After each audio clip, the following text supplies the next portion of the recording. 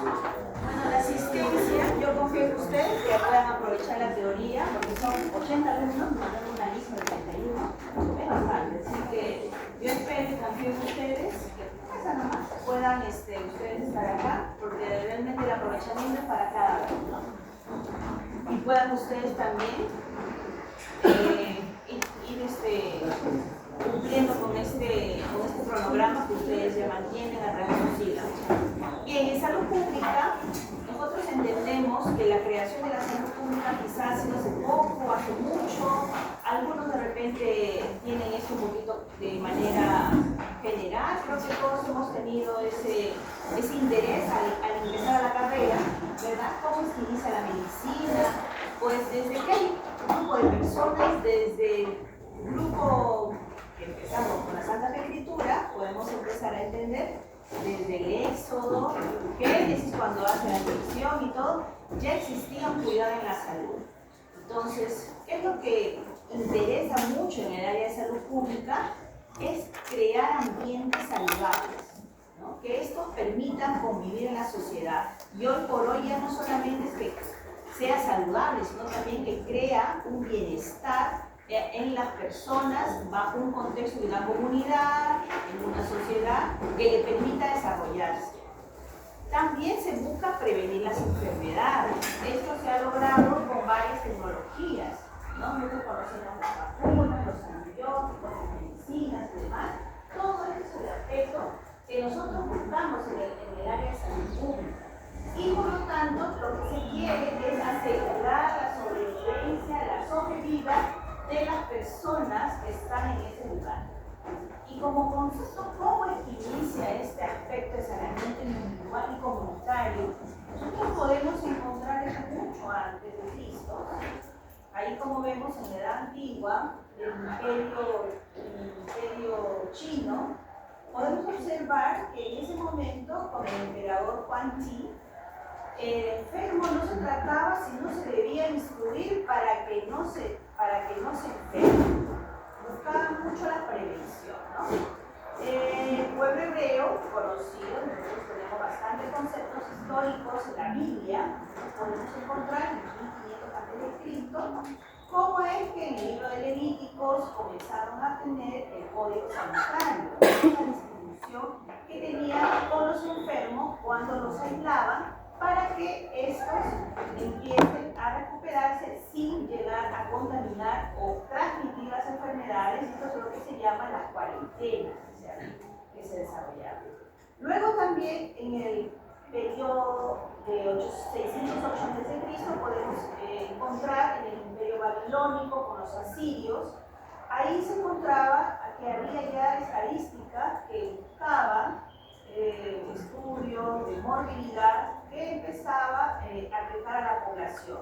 Y estos estudios comenzaban a tener ya un impacto que ellos mismos cuidaban para mantener una mejor calidad en sus habitantes. Galeno también, sí, ya esto es periodo 129 ya después de Cristo, ya aparece la obra de higiene de Galeno, que tiene su implicancia varios siglos después. Ahí parecía tener un silencio, ¿no? Pero la ciencia de por sí siempre ha buscado mejorar el aspecto de saneamiento, ¿sí? Mejorar también el medio en que se desarrolla. También podemos nosotros observar en la cultura china, muchos años después de Cristo, en el 129, que también hacía estos cambios, ¿no? Que hacía estas contribuciones frente al cambio climático, comenzaba a haber estos estudios de cómo había la transmisión de animales e insectos hacia los hombres. También con Marco Aurelio nosotros podemos ver que ya había cuidado, estudios, mucho énfasis, porque había muchas epidemias, habían brotes, la peste de Antonio, en Siria, el Imperio Romano, también tenía desarrollo de brotes y diezmaban a la población con la malaria, la fiebre tifoidea, la disentería, y también se piensa con la influenza y la tuberculosis. En Atenas también, era un periodo, como vemos, el cual había desarrollos de muchas pandemias parecidas a las que nosotros hemos vivido, pero en ese entonces se enfocaba mucho como epidemias. Era mucho más difícil que se transmitiera fuera de su territorio, porque la transmisibilidad también se debe a los aspectos de cómo se movilizan, la comunicación, el transporte. Entonces para ellos se quedaba allí, entonces había mucha población afectada y mucha mortalidad. Como podemos observar, la peste bubónica, tifus, aquel entonces los médicos griegos empezaban a ver la base de su razonamiento filosófico, desarrollaron el concepto de enfermedad como un proceso natural. Y de ahí viene ciertas, empieza el razonamiento como entonces para poder permitirse esa triada, ¿no?, de cómo se tiene el concepto de salud y enfermedad. En la Edad Media, también nosotros podemos recordar las grandes epidemias, las pestes, la lepra, que afectaban a muchas poblaciones. También en los vikingos, la desintegración del imperio greco-romano, también que obedecía a estas invasiones que tenían, ¿no?, a los bárbaros, a estas guerras que ellos tenían, esta cultura, ¿no?, que comenzaban a desarrollar, y había estos problemas de salud. Entonces, nosotros hemos estado vinculados a la salud pública desde muchos años atrás, ¿no? Podemos observar incluso cuando ya había la época cristiana, con la lucha y con este énfasis de cómo la parte de sincretismo convergía en estos aspectos de los problemas de salud con una teoría. Ya había la teoría de índole mágico, religioso. Comenzaban a entender la enfermedad con esos conceptos. Los cristianos, como también los no cristianos, atribuían a la enfermedad con estos tipos de conceptos. Entonces ahí comenzaban a entender, a explicarse de cómo las plagas, la muerte, qué significaba para ellos. Ellos entendían que eran efectos de poderes sobrenaturales, ¿no? Igualmente con todas las diversas enfermedades que comenzaban a ser parte de su diario vivir, que son las enfermedades que cotidianamente ellos vivían, como la lepra, la peste bubónica, la viruela, la difteria, sarampión, tuberculosis, escabiosis, erisipelares, etcétera, hasta obviamente antes de la vacuna, ¿no? Igualmente nosotros podemos empezar a ver con el rey de Lombardo, cómo ya había una estructura religiosa, como la Iglesia Católica, que ahí también comenzaban a ver estas reformas de conceptos, ¿no? Y nosotros podemos ver que estos conceptos fueron mejorando. Sí, es verdad que tenían su aplicación, buscaban una aplicación que identificara a la enfermedad. Poco a poco fueron entendiendo que estos brotes de estas enfermedades se debía a un agente, ¿no?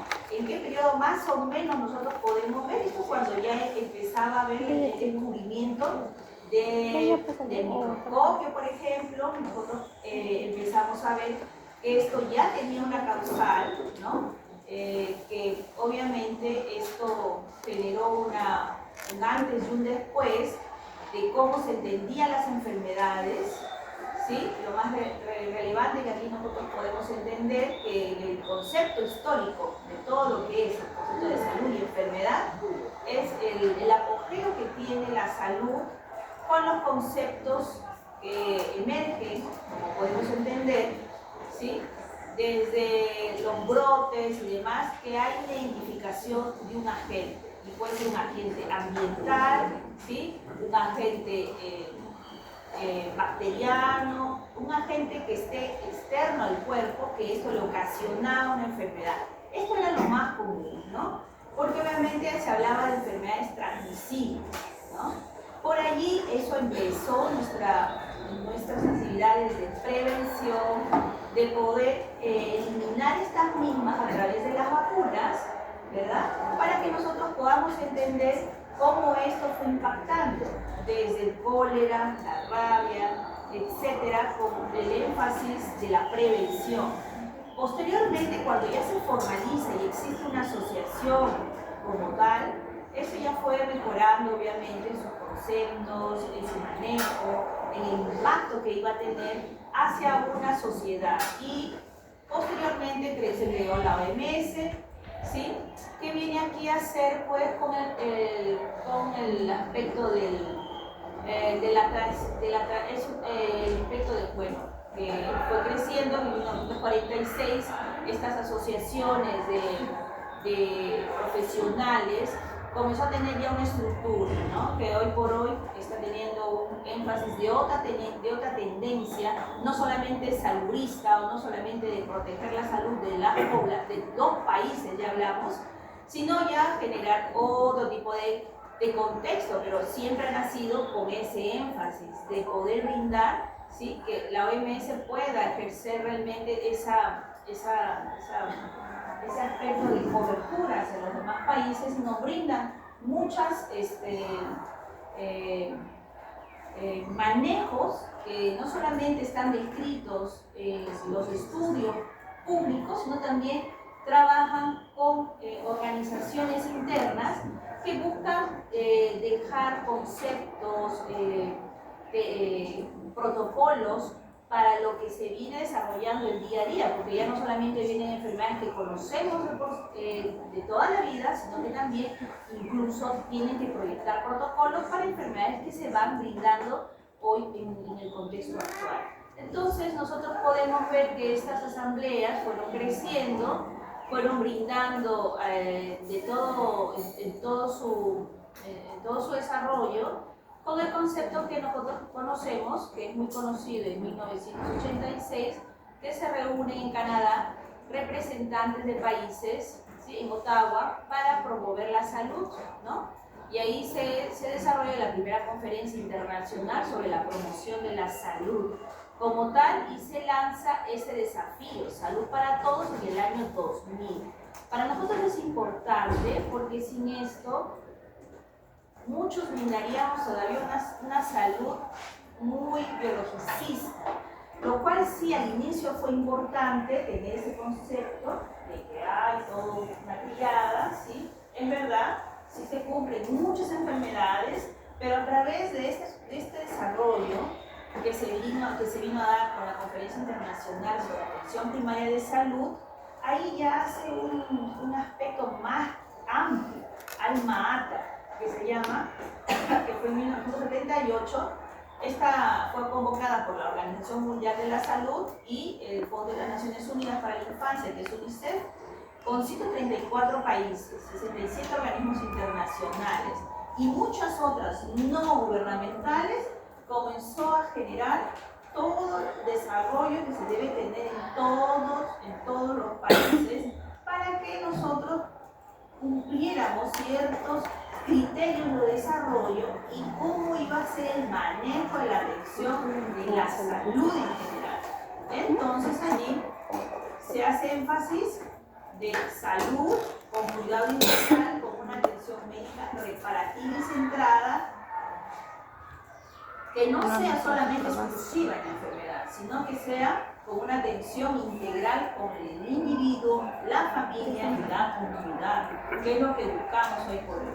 Entonces también se desarrolló un concepto que la salud es un derecho fundamental y que su logro es el más grado, es un grado alto que se desarrolla en la salud y que viene a ser un objetivo social que a todos es un derecho para todos. O sea, no es algo que realmente tener salud hoy por hoy no es que sea algo distintivo de una sociedad a otra, sino es un derecho que todos deben tener. Bien, también hay otra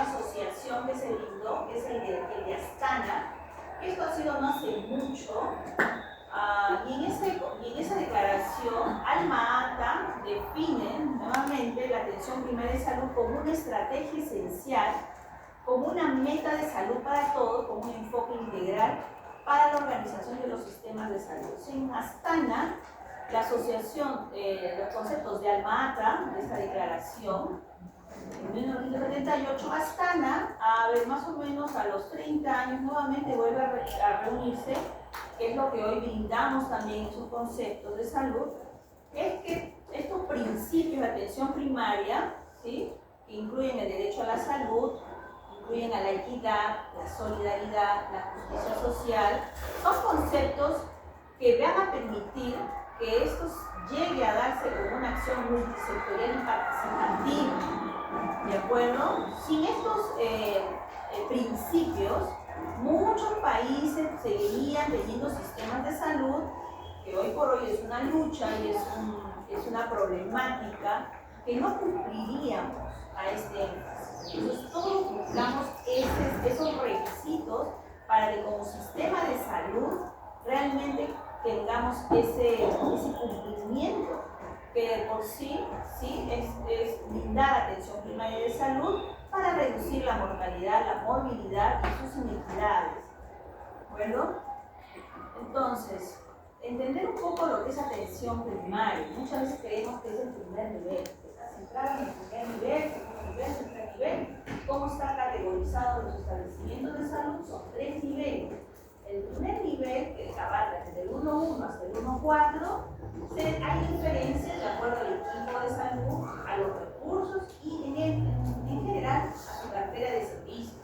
Eso es cómo se brindan los servicios de salud. El segundo nivel, nosotros estamos conceptuando desde el 2.1 hasta el 2.2 y hay unos 2E, que son niveles que tienen categoría por su prestación que ellos brindan. Y el nivel 3 está dividido en 3.1, 3.2 y 3E, cuando es un hospital especializado en un aspecto específico. Hay ejemplos, sí. Por ejemplo, aquí tenemos el hospital de Vitacura, ¿no? Ese hospital maneja un nivel 2.2, ¿no? Un 3.1 ya tiene un aspecto mucho más amplio, que ya cubre otras necesidades, tiene mejores equipos, mejor servicio. Pero la atención primaria de salud no está incluida solamente el primer nivel, sino está incluida los 3 niveles. Todos debemos cubrir esa atención. ¿Y qué es lo que brinda la atención primaria de salud? Como concepto es la atención, ¿sí?, que como tal es, en términos originales, es cuidado, ¿sí?, y no atención. No es el cuidado, ¿no? El cuidado tiene una connotación mucho más amplia e integral que la atención. En el término primario viene a darse por otros conceptos, no exclusivamente a la primera, ¿no?, se refiere a lo primitivo, poco civilizado, sino a lo principal, de acuerdo a lo primero, en orden, en grado. Forma parte integrante tanto de los sistemas nacionales de salud como de desarrollo social y económico a nivel global, en un sentido multisectorial y no mundial. No son nunca aislados del sistema ni circunscrita a la atención más periférica y de bajo costo para los que tienen menos ingreso económico. Entonces, como atención primaria es el cuidado básico, primario, elemental que todos debemos de tener, ¿no? En un sentido multisectorial, ¿sí?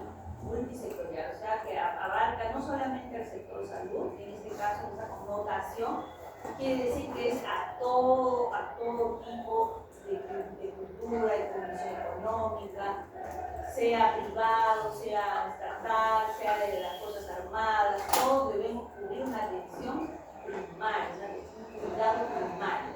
Alma Ata tiene sus principios.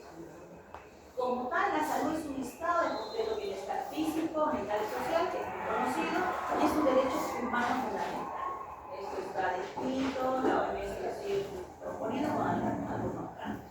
La desigualdad existente en la salud de las personas viene a ser no aceptable, ¿de acuerdo? Esa desigualdad no debería darse, que involucra también de manera común a todos los países. El desarrollo económico y social es esencial, porque de esta manera nosotros alcanzamos la salud para todos. ¿De acuerdo? La salud es esencial para el desarrollo sostenible y la paz en el mundo. Las personas tienen ese derecho y también tienen el deber de participar en su planificación y su implementación para la atención sanitaria. Entonces nosotros buscamos que de esa manera se cumplan estos principios, ¿sí? Es un objetivo principal de todo gobierno, de toda comunidad internacional,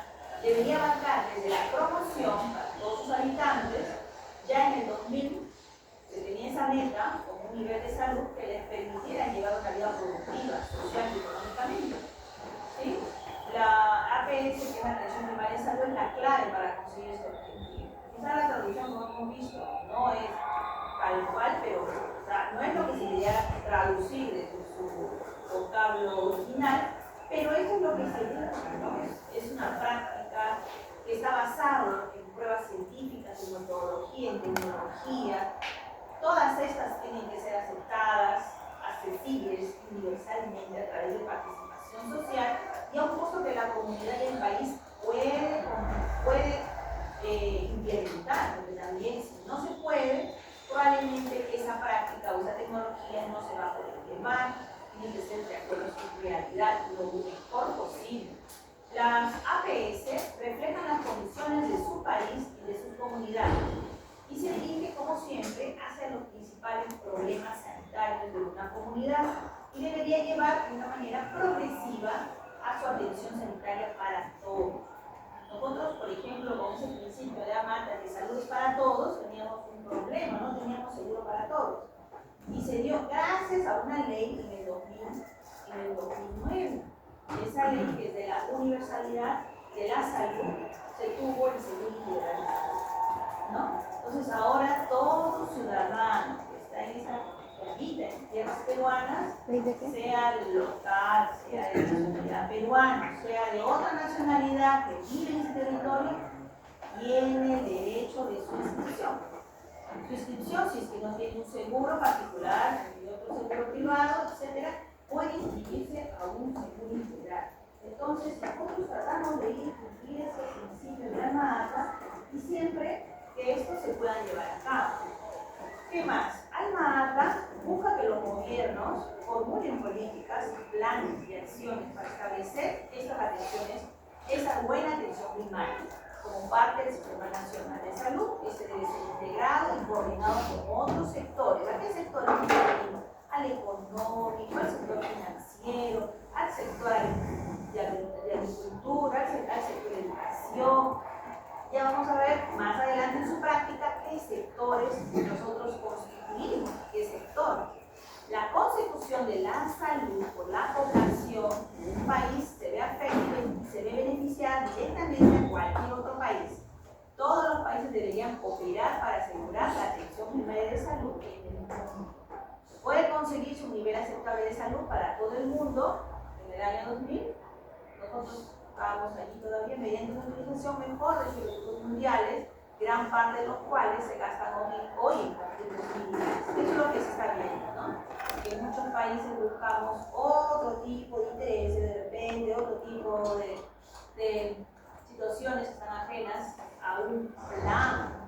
Pero esto es de tantos años ya escrito, ya tiene sus 47 años pronto, sus 50 años de creación de la mata. Entonces lo que buscamos es que esto se lleven a cabo, que se implemente, que se forme parte de nuestro sistema. Y hay otro concepto que es la medicina del bienestar. Este es well-being, que ya se trabaja en muchos entornos. Busca que sea más allá de tu enfermedad. Sí, puedes tú tener una enfermedad, puedes tú estar atravesando una dolencia, pero en todo momento buscamos el bienestar, ¿no? Desde la promoción de la salud, sus hábitos saludables, su reequilibrio psicofísico, emocional del organismo, de la persona. Entonces aquí lo que se busca es un complemento fundamental para otras terapias médicas, ¿sí? Busca también utilizar otras disciplinas y nuevos aprendizajes, como por ejemplo la gestión emocional, la gestión del estrés, del dolor, mucho cuidado también con ciertas patologías crónicas que ya forman parte de muchas familias, aprender a vivir con sus dolencias, pero buscando siempre el bienestar. Entonces, como objetivo es conseguir resolver una situación conflictiva, mejorar esta situación personal en la que se encontrara la persona y alcanzar retos que marcan, ¿sí?, estas enfermedades crónicas, ¿no? Como también en la evitación del sufrimiento, que están asociados mucho a dolores crónicos, a patologías crónicas.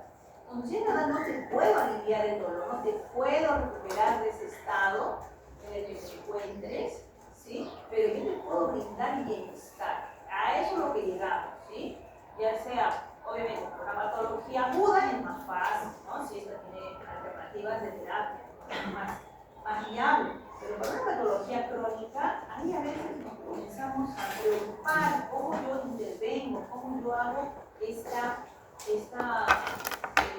implementación o esta terapia o este mecanismo de mejora para el usuario, para el cual él viene, para el cual él asiste a un tipo de sistema que nosotros coberturamos, nosotros brindamos. Este es el énfasis que nosotros queremos llegar. Y es muy estudiado en la salud mental, porque la salud mental implica bienestar psíquico y emocional. Viene a ser el primer paso para lograr la salud integral. Es muy cierto. Muchas personas, muchas enfermedades inician con la enfermedad, con problemas de salud mental, con el estrés. ¿Sí? No sé si acá pasaron gastro. Cuando ustedes ven a pacientes con úlceras gástricas, ¿a dónde los mandan? ¿Qué hacen? Solamente le dan sus inhibidores de protones, esos son los seguimientos. ¿A dónde los mandan? A los mandan. Igual los problemas con enfermedades intestinales, ¿no? Sí, ¿a dónde los mandamos? Tienen que llevar una atención,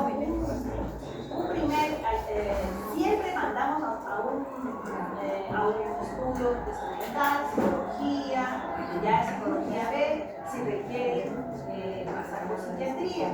Porque realmente los problemas físicos vienen mucho iniciando en la salud mental.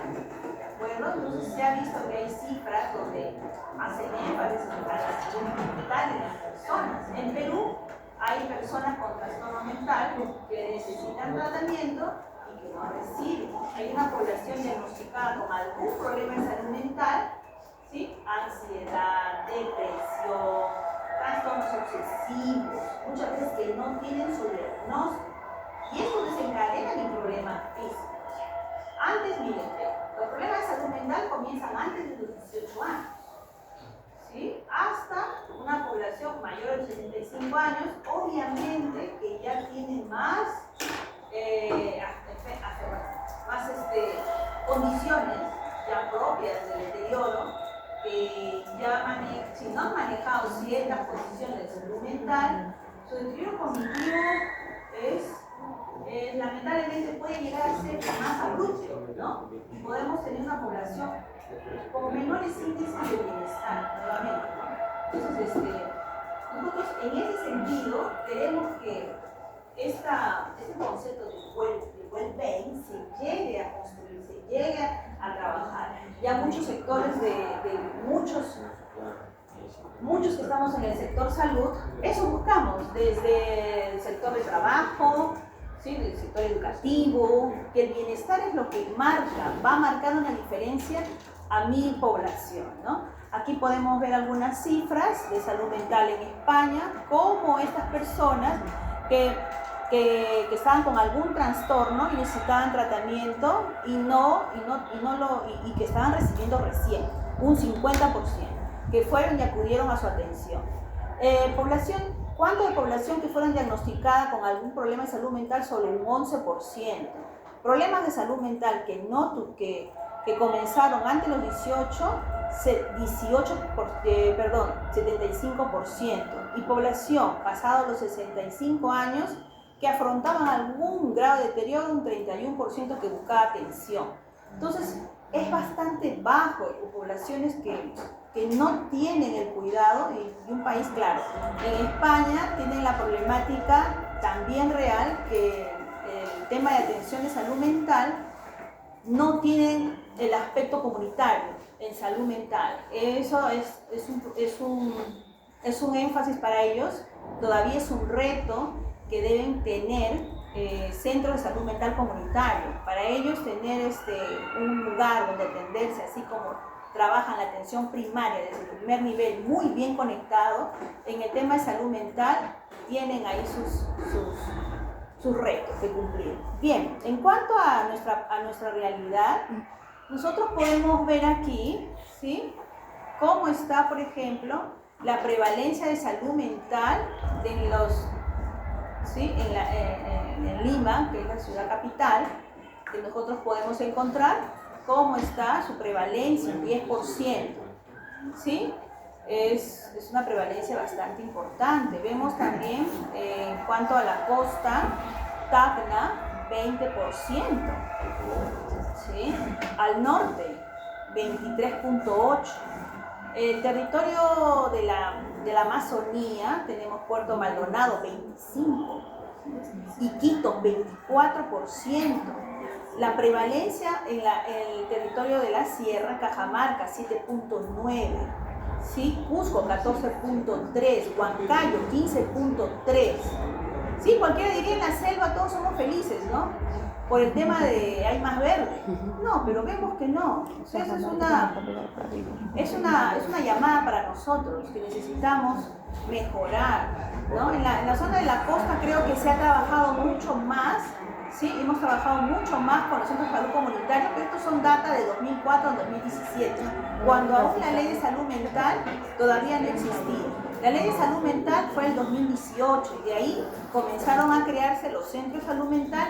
Posterior al 2018, aproximadamente después de unos 2 años, comenzó a darse este énfasis a la salud mental comunitaria. Y es de ahí donde nosotros tenemos que trabajar. Aquí nosotros podemos ver un ejemplo, ¿sí?, de la Dirección de Salud Mental, ¿de acuerdo? Acá podemos observar cómo está la atención, ¿no? Acá tenemos la ciudad, la comunidad, los centros de salud mental, con quienes trabajan, con el centro de salud. Estos centros de salud derivan a su centro de salud mental comunitario. Muchas veces algunos pueden venir de otros lugares, ¿sí?, atención hospitalaria, que ya se dieron de alta, que ya están fuera de peligro, fuera de la fase aguda, van a su centro de salud mental comunitario.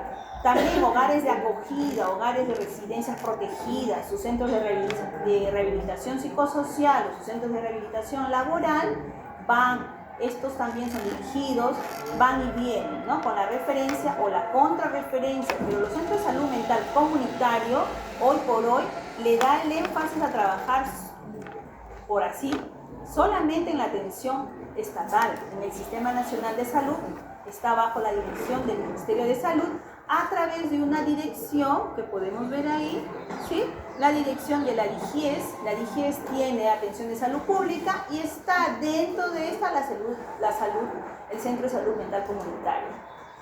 Entonces, a través de este programa de salud mental, nosotros buscamos que las personas, todas, indistintamente, ¿no?, todas, tengan seguro, no tengan seguro, indistintamente, brindamos ese cuidado, porque ya nos estamos dando cuenta que el ser humano es complejo y requiere ese cuidado, ¿no?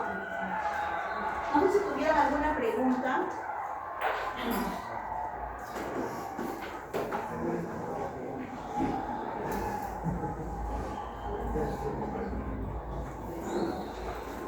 Era esta imagen, ¿no?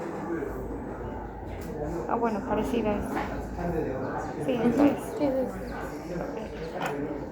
Nada.